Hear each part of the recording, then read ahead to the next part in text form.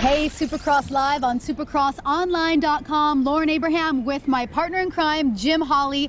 An awesome night of racing tonight. Back-to-back wins for Eli Tomac here in Oakland tonight. Yeah, can you believe it? You know, Eli finally figures out how to get those starts and putting himself in a good position. But Eli Tomac, I mean, he actually had at one point a 12-second lead. But there was some great racing, and Marvin Musquin had to move some guys out of his way. He got into it with Jason Anderson, and then Osborne, he rode a little bit tight, you know, for that third.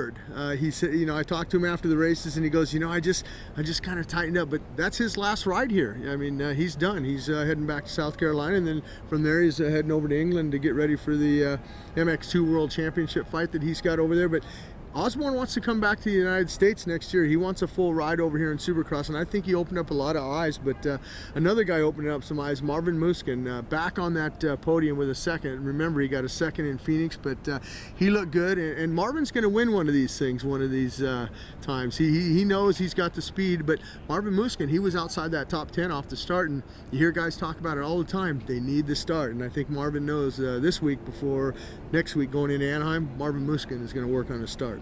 And Eli Tomac did so well in his racing tonight, and I think he might just get another podium next week. But let's talk about the Supercross class.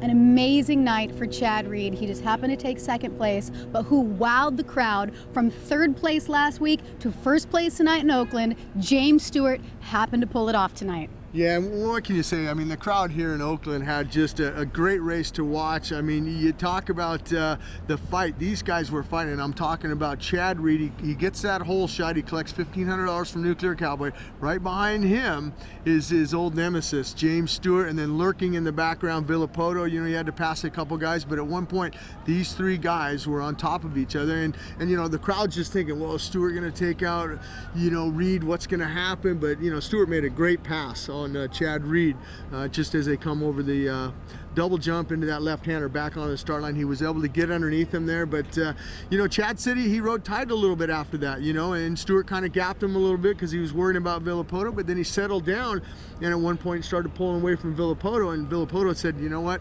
he was just mad at himself for getting a third. You know, he just says, you know, I just didn't ride that good. I had those guys in sight, but I just couldn't push it. He was trying. I mean, he was inside, outside, but all the time his lines were on the outside, so those guys could just push him up and he'd have to shut the throttle off, and it just didn't work tonight. But, you know, we got a fourth different winner in that Supercross class, and he's on a Yamaha, and that's James Stewart. Took a lot of pressure off him. James has been under a lot of pressure this season, you know. He hasn't been on the podium except for last week in Dodger Stadium, and now back-to-back wins for James Stewart here in Oakland. Well, you know what? He got third last week. He got first tonight. He's got some awesome momentum going on right now, but I want to hear your guys' thoughts. So why don't you guys log on to facebook.com/supercrosslive or twitter.com/supercrosslive and let us know what you think. You think James is going to keep this up?